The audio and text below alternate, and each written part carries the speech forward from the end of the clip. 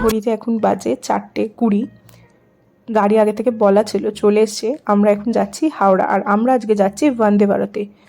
এই প্রথম আমরা যাচ্ছি নর্থ বেঙ্গলে। আমাদের গিয়ে টাইমে ট্রেন চলে এসছে, আমাদের বেশিক্ষণ ওয়েট করতে হয়নি, কারণ আমরা গেছি তারপরেই ট্রেন ঢুকে গেছে। তো আমরা যে যার মতন সিটে বসে গেছিলাম।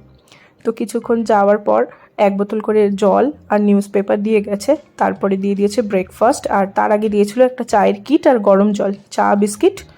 আর তারপরে ব্রেকফাস্ট দিয়েছিল, দেন লাঞ্চ, আর টাইমের 5 মিনিট আগেই আমাদের এনজিপি নামিয়ে দিয়েছিল। কিন্তু এনজিপিতে নেমে দেখলাম এত গরম, ঠিক মনে হচ্ছে যেন কলকাতাতেই দাঁড়িয়ে আছি। এত রোদ আর এত গরম, মানে ভাবাই যায় না। আর আমরা কিছুক্ষণ ওয়েট করছিলাম, ড্রাইভার চলেই এসেছিলো পার্কিংয়ে। তো পার্কিংয়ে তাকে খুঁজে বের করে আমরা বেরিয়ে পড়েছিলাম। আমাদের কোনো মানে সেরকম প্ল্যান ছিল না আজকের দিনে কোথাও যাব। আমরা 4:05টার মধ্যে হয়তো পৌঁছেই যেতাম, কিন্তু আমার লেপচা জগৎ দেখার খুব ইচ্ছা ছিল। তো আমাদের ড্রাইভার দাদা যিনি ছিলেন, উনি তার আগেই আমাদেরকে একটা লিস্ট দিয়ে দিয়েছিলেন যে এই দিনে এই জায়গায় উনি নিয়ে যাবেন। তো এবার আমরা ডেটটা চেঞ্জ করেই নিতে পারি, বা আগের দিনেরটা পরের দিন, বা পরের দিনেরটা আগের দিন। কিন্তু আমার ইচ্ছা ছিল আমি লেপচা জগৎ যাব। তো হঠাৎ কি মনে হলো, আমি দাদাকে বললাম যে আপনি কি মিরিক রোড দিয়ে আমাকে নিয়ে যাবেন বা লেপচা জগৎ দেখাবেন। উনি রাজি হয়ে গেছিলেন, কোনো সমস্যা ছিল না। এটাতে চার্জেসটা কিছু এদিক ওদিক হয়, তবু আজকের দিনটা তো সেই বেকারই যেত, তাই জন্য গেলাম। হ্যাঁ, একটু কষ্ট হয়েছে, প্রায় 16 ঘন্টা মতন ট্রাভেল করেছি, কিন্তু এখানকার এই পরিবেশ, এই আবহাওয়া এত সুন্দর, সব কিছুকে হার মানিয়ে দিয়েছে। সমস্ত ক্লান্তি ঘুচে গেছে। হ্যাঁ, একটা না অতক্ষণ বসে থেকেছি, একটু তো সমস্যা হয়েছে, কিন্তু তারপরেও সমস্ত ক্লান্তি এই পরিবেশ দেখে ঘুচে গেছে যাকে বলে। আমাদের 5টা সাইট সিন উনি দেখিয়েছেন। মিরিক লেক দেখিয়েছিলেন, আর একটা কি ভিউ পয়েন্ট দেখিয়েছিল, আমি নামটা ভুলে গেছি। তারপরে দেখিয়েছিলেন 2 ধরনের দুটো টি স্টে।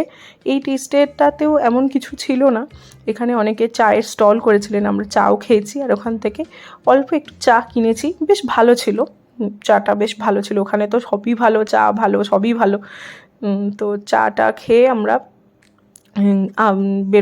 বেরোনো শুরু করেছি। এবার মাঝখানে কিছুটা রাস্তায় বৃষ্টি হয়েছে, এত ভালো লাগছিল বৃষ্টিটা দেখতে, কি বলবো। মানে আমার নর্থ বেঙ্গলে অনেকেই পরিচিত আছেন, তারা সবসময় বলেন যে কখনো পারলে বর্ষাকালে পাহাড়ে যেও, বর্ষাকালে নর্থ বেঙ্গল যেও, দেখবে পাহাড়ের সৌন্দর্যটাই আলাদা। সত্যি কথা, মানে না দেখলে এটা হয়তো আমি বিশ্বাস করতাম না যে পাহাড়ে বৃষ্টির সময় পাহাড়ের বিউটিটাই আলাদা, সত্যি তাই। আর এটা আমাদের প্রথম নর্থ বেঙ্গল যাওয়া বা প্রথম দার্জিলিং যাওয়া, এর আগে আমি কখনো দার্জিলিং আসিনি। তো ভীষণ ভালো লেগেছে। ড্রাইভার দাদা যেতে যেতে বাদিকে দেখালেন যে এটা নেপাল বর্ডার। তো কিছুটা এগিয়ে কয়েকটা বাড়িঘর দেখালেন, বলে এগুলো নেপালের বাড়ি। তো তারপরে কিছুটা রাস্তা বৃষ্টি হয়েছে, আর বেশ ঠান্ডা লাগছিল ওই জায়গাতে, খুব ঠান্ডা লাগছিল। তারপরে আমাদের নিয়ে গেছিলেন সীমানা ভিউ পয়েন্টে। তো নেবে এত ঠান্ডা লাগছে যে মানে কি বলবো, ভালো মতন ঠান্ডা লাগছিল। তো ওখানে কিছুক্ষণ আমরা সময় কাটিয়ে আমরা চলে গেছিলাম লেপচা জগতের উদ্দেশ্যে, যেটা আমার খুব পছন্দের জায়গা। হ্যাঁ, আমি কখনো যাইনি, তবুও ইউটিউব বা কোনো কিছুতে যখন দেখেছি ভীষণ ভালো লেগেছে। তো আমার একটা ইচ্ছা ছিল, আমি দার্জিলিং গেলে আমি লেপচা জগতে যাবই। তো উনি যখন আমাকে লিস্টটা পাঠিয়েছিলেন, তার মধ্যে লেপচা জগতের কোনো কিছু ছিল না। তো আমি খুব মানে দুঃখ পেয়েছিলাম। তো যাওয়ার সময় দেখলাম অনেক সময় উনি যদি নিয়ে যান তো কোনো ব্যাপারই না। লেপচা জগৎ থেকে যখন বেরোলাম, সন্ধে হয়ে গেছে, পুরো অন্ধকার হয়ে গেছে। তাই দাদা একটু তাড়াতাড়ি নিয়ে আসছিলেন।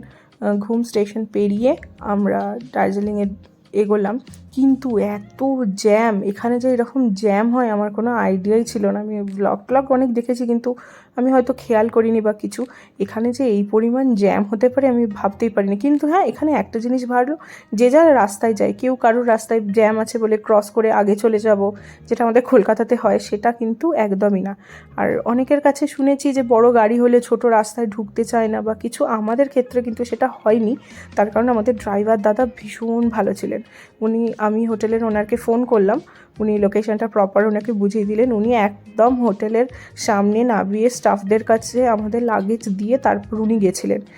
খুব ভালো একজন ড্রাইভার আমরা পেয়েছিলাম। তো হোটেলে গিয়ে জানতে পারলাম হোটেলে আমরা ডিনার করতে পারবো না। হোটেলে তখন 8:30 বেজে গেছিলো, প্রায় তখন 9টা বাজে। তো খাবার ওনাদের কাছে ছিল না, কিন্তু ওনারা বললেন যে আপনারা তাড়াতাড়ি ম্যালের কাছে চলে যান, বা রাস্তা দেখিয়ে দিচ্ছি, এখানে প্রচুর রেস্টুরেন্ট আপনারা পাবেন, সেখানে চলে যান, আপনারা খাবার দাবার পেয়ে যাবেন। তো আমাদের যে হোটেলটা বুকিং করা ছিল, এটা আমরা একদিনের জন্য বুকিং করেছিলাম। আমরা নেক্সট ডে অন্য হোটেলে চলে গেছিলাম। তো হোটেলটা ভাড়া যেরকম নিয়েছে সেরকম কিন্তু ক্লিন বা সেরকম মানে ভালো অতটা নয়, আবার অতটা খারাপও বলবো না, মোটামুটি মোটামুটি চলে যাবে, কাজ চলে যাবে, কিন্তু আমাদের খুব একটা পছন্দ হয়নি হোটেলটা।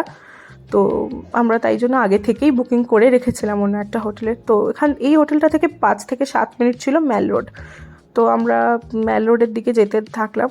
আর যেহেতু আমাদের কোনো এর আগে আমরা যাইনি, আমাদের সেইভাবে কোনো আইডিয়া ছিল না কোন দিকে রেস্টুরেন্ট বা কোন দিকে কী, তো আমরা হাঁটতেই থাকছিলাম ম্যালের দিকে। আমরা প্রপার ম্যালের দিকে গেছিলাম, দিয়ে ওখানে কিছু রেস্টুরেন্ট দেখলাম, সেরকম মানে মনে হলো না, কিন্তু আমরা যেটাতে খেতে চেয়েছিলাম সেটা খুঁজে পাচ্ছিলাম না অ্যাকচুয়ালি।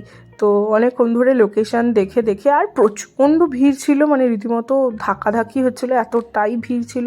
আর এই হোপের সামনে যথারীতি সবসময় যেরকম দেখে এসেছি ফটো তোলার ভিড়, ওই রকম ফটো তোলারও ভিড় ছিল। দিয়ে আমরা কিছুটা এগিয়ে গেলাম, এগিয়ে গিয়ে আমি যে রেস্টুরেন্টটা খুঁজছিলাম সেটা হচ্ছে কুঙ্গা, যেটা ক্লক টাওয়ারের কাছে। তো ওইটা না খোলা পেয়ে পাশের রেস্টুরেন্ট ডেকেবাস, এটাতে গেলাম। এটাতেও বিভৎস ভিড় ছিল, রীতিমতো লাইন পড়ে গেছিলো। তো কয়েকজন বাইরে ওনারা দেখে নিচ্ছেন 2 জন আছে কি 3 জন আছে, সেই অনুযায়ী যে সিট খালি হচ্ছে তারা ঢুকিয়ে দিচ্ছে, প্লাস বাইরেই হাতে মেনু কার্ড দিয়ে দিচ্ছিল, যাতে টাইম ওয়েস্ট না হয়, আমরা যাতে মেনু কার্ড দেখে আগে থেকে অর্ডারটা দিয়ে দিতে পারি, কারণ বাইরে তখনও লাইন, প্লাস পার্সেল, বেশিরভাগ তো পার্সেলের লাইন। তো আমরা প্রথমে অর্ডার করে নিয়েছিলাম মোমো। আমি তো বাড়িতে বলেই গেছিলাম যে ওখানে যাব, আমার ব্রেকফাস্ট শুরু হবে মোমো দিয়ে, আমার রাতের ডিনার, আমার ডিনার শেষ হবে মোমো দিয়ে। তো প্রথমে নিয়ে নিয়েছিলাম মোমো, খুব ভালো ছিল খাবারটা। তারপরে নিয়েছিলাম একটা এগ ফ্রাইড রাইস, আর তার সাথে চিলি চিকেন। কিন্তু আমাদের এখানে যে ফ্রাইড রাইস যেরকম হয় নর্মালি বড় চালের, সেই রকম না, কিন্তু অসাধারণ খেতে ছিল। ফ্রাইড রাইস, চিলি চিকেন দুটোই অসাধারণ ছিল, মোমোটাও। তারপরে খাওয়া দাওয়া শেষ করে ম্যালের দিকে এলাম, কারণ আমাদের হোটেলটা ছিল জাকির হোসেন রোডে। তো ম্যালের দিকে আসলাম, তখন প্রায় 10টা বেজে গেছে, 10টা 15-20 হবে, মানে পুরো ফাঁকা হয়ে গেছে ম্যাল রোড, তখন পুরো ফাঁকা হয়ে গেছে। তো এবার আমরা হোটেলের দিকে যাচ্ছি, রাস্তাটা তখন প্রায় অন্ধকারই বলতে গেলে, যেহেতু সমস্ত দোকান বন্ধ হয়ে গেছে, সমস্ত দোকানপাট বন্ধ হয়ে গেছে, একটুখানি বৃষ্টিও হয়ে গেছে, তো খুব সাবধানে চলাফেরা করতে হচ্ছিলো। তো হোটেলে এসে ফ্রেশ হয়ে গেলাম,